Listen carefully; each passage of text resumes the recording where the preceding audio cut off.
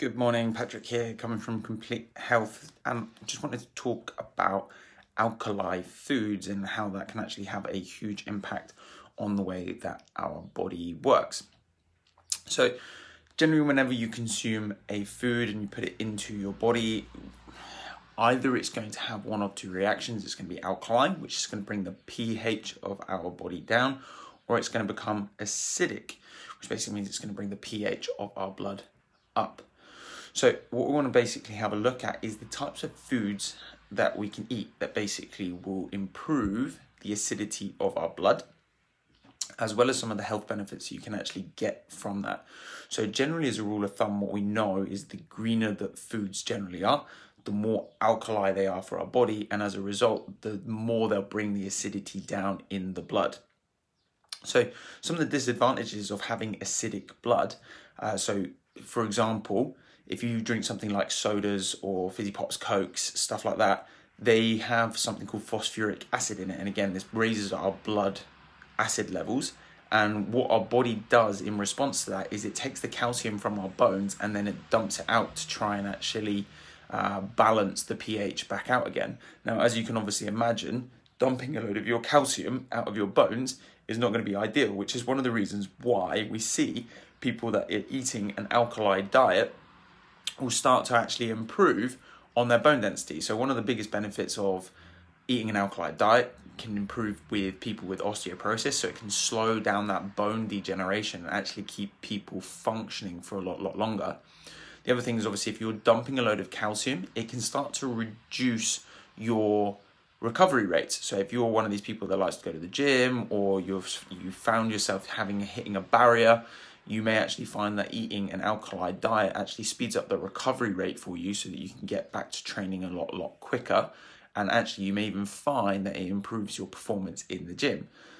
Again, just looking at overall health benefits, eating an alkali diet has been linked to improved function in heart disease. So it reduces your risk of having heart attacks or coronary heart disease and higher in your blood pressure. A couple of reasons why: obviously most foods that are high in the alkaline diets are generally high in fiber and antioxidants as well. So again, it just really helps to improve those cholesterol levels as well. So again, bringing down that risk of heart disease. Has been massively linked to cancer. So if you can eat an alkali diet, it's very anti-cancerous. And again, you just have to look at the types of foods that go into an alkaline diet. So you're looking at really leafy greens. There are certain fruits and vegetables, stuff like bananas, pineapples, apples. They all sit in that alkali situation or the alkali category. And they'll all bring the acidity of our blood or pH down, and as a result we'll start to have a huge impact in the way that we actually start to feel. But it actually going down to a cellular level, our cells will actually respond to the acidity of our blood. And if the acidity of our blood is too high, what will start to occur is that our cells will start to adapt to that and they have to make changes. Now if you stress cells out too much, that's essentially when the cancer genes get switched on in our cells, and as a result that's when they can start to mutate. And if they mutate, then obviously the end outcome is that people start to develop changes in their cells, on cells growth, e.g. cancer.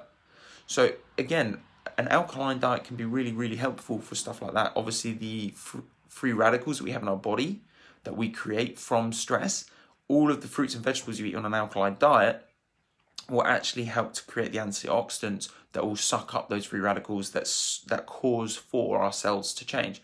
So you may even find that with an alkaline diet as well, your hormone control gets a lot better. Our enzymes tend to work better if they're in the right environment. Our cells tend to work better in the right environment, and so they can work much more efficiently. And so some of the other things that you can start to see is things like weight loss as well. So again, if we're eating a high fruit and veg diet, there's going to be much more fiber, our body's going to feel fuller for longer, and as a result, you're not going to want to necessarily eat as much, and as a result, you will start to see weight drop. So just a couple of things to obviously note. Some of the things that you can add into your diet, super easy. And by the way, I'm not asking people or telling people you need to take anything out of your diet, but be aware that if you add some of these foods in, you can naturally start to bring stuff down. And if you reduce a little bit how much you eat these foods, and you can start to bring the acidity down. So some of the biggest causes or the biggest drivers up in acidity in our blood, stuff like legumes, lentils, grains, meats, and dairy. They're the biggest killers. The other one is if you are using stuff like trans fats, so fats that have been heated up past a certain degree. So even stuff like olive oil, which is a really, really healthy fat, if you take it up to 180 degrees, it starts to actually change the carbon bonds in your oils, and as a result, you'll start to see that oil change, and that can start to cause issues when you actually put that into the body. Some of the things that you can use to bring it down, stuff like spinach, kale, broccoli, beans, anything green, basically, anything green, then slightly less acidic, but still alkaline, stuff like carrots, avocados. You can use olive oil so long as they're not heated. These will all have an alkaline effect. Now, if you want to learn a little bit more about the types of foods that are alkaline, one, you can obviously reach out to us, but two, you literally just go onto Google and put in what foods are alkaline, and you will get tons and tons and tons and tons of lists of those foods that are alkaline that can actually start to benefit you in some of the ways that we've just discussed. Really, really simple. There's also another gentleman that talks about the alkaline diet really, really well. His name was Dr. Sebi. I believe he was in Jamaica, and he was using the alkaline diet to heal a lot of patients from very, very chronic illnesses, from cancer to HIV there was loads of things that he was treating. And though you're not necessarily treating the disease, you're just giving someone the right food so that the body can recover on its own.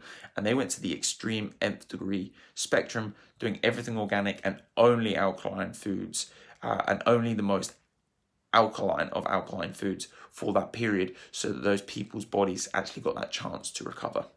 Guys, if you want to learn a little bit more, this is Patrick from Complete Health. You can just shoot us a message on our Facebook page. Equally, we've got tons of resources on our YouTube channel, or we've also got our own podcast as well, which is Coffee with the Chiropractor. This is our Complete Health Eastbourne podcast. This is available for all patients. It's on Spotify, iTunes, Google Play, you name it. We've put it out there for you guys because we just really wanted to make sure that you are getting the quality of education alongside your chiropractic, physio, and massage care.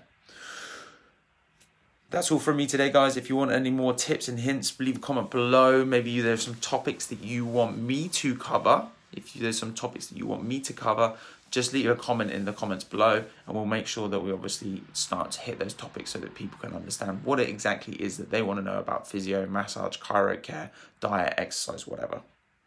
Speak to you guys soon.